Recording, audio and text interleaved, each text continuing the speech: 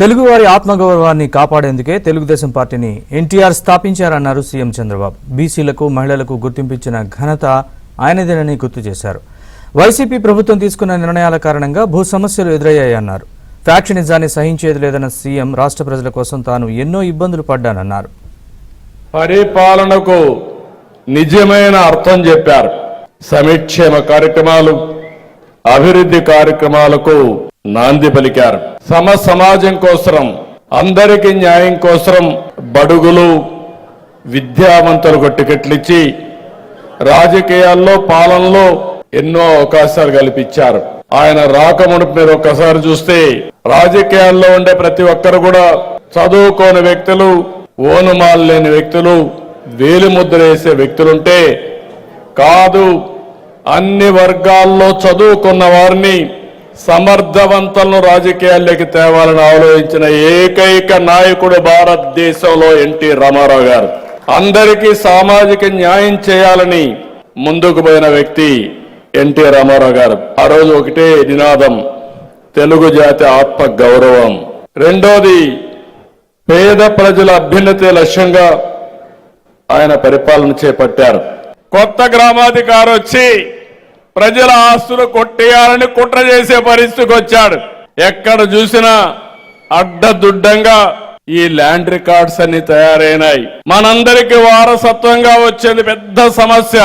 ఎక్కడికి పోయినా పిటిషన్ వస్తే 80% ఫిర్యాదులు ఒక్క ల్యాండ్ మీద వస్తున్నాయంటే ఎంత దుర్మార్గం జరిగిందో మీరు ఆలోచించుకోవాలి.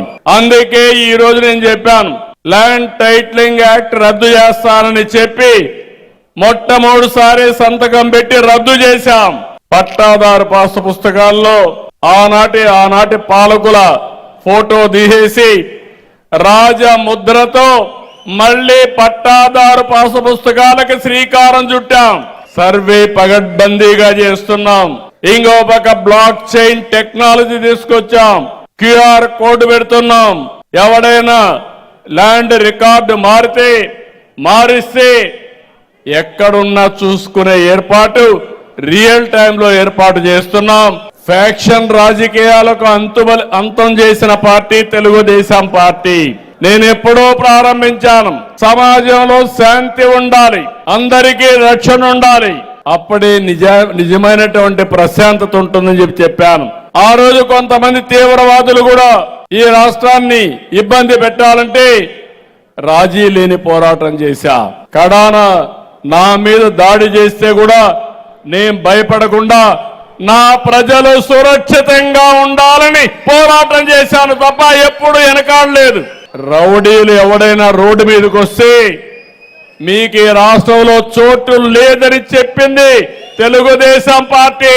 మత సామరస్యాన్ని కాపాడిన పార్టీ, మత విద్వేషాల్ని కంట్రోల్ చేసిన పార్టీ, కర్ఫ్యూని పూర్తిగా లేకుండా చేసిన పార్టీ తెలుగుదేశం పార్టీ అని చెప్పి కూడా నేను మీకు తెలియజేస్తున్నా. బాబాయిని చంపినంత ఈజీ కాదు ఈ రాష్ట్రంలో నేరాలు చేయడం. ప్రజలు ఒకేసారి మోసపోతారు. ప్రతిరోజు ఇలాంటి చిల్లర రాజకీయాలు, నేర రాజకీయాలు చేసి ఇక్కడ ఉండేది ఎన్డీఏ ప్రభుత్వం, దీన్ని రన్ చేసేది CBN అని మీరందరూ గుర్తుపెట్టుకోవాలి. ఎందుకు ఇబ్బంది పడ్డానంటే మిమ్మల్ని కాపాడుకుంటూ నన్ను నేను కాపాడుకోవడానికి ఎన్ని ఇబ్బందులు పడ్డానో అన్ని ఇబ్బందులు పడ్డాం. అయితే అదే సమయంలో మీరు గుర్తుపెట్టుకోవాల్సింది, మన ధ్యేయం ఏదో కక్ష తీర్చుకోవడానికి రాజకీయాల్లోకి నేను రాలేదు. తెలుగు జాతిని బాగు చేయడానికి, నెంబర్ 1 కమ్యూనిటీగా చేయడానికి వచ్చాం తప్ప ఆ రోజు ఎన్టీ రామారావు గారు, ఈ రోజు నేను ఇంకొకటి కాదని చెప్పి కూడా నేను మీకు తెలియజేస్తున్నా.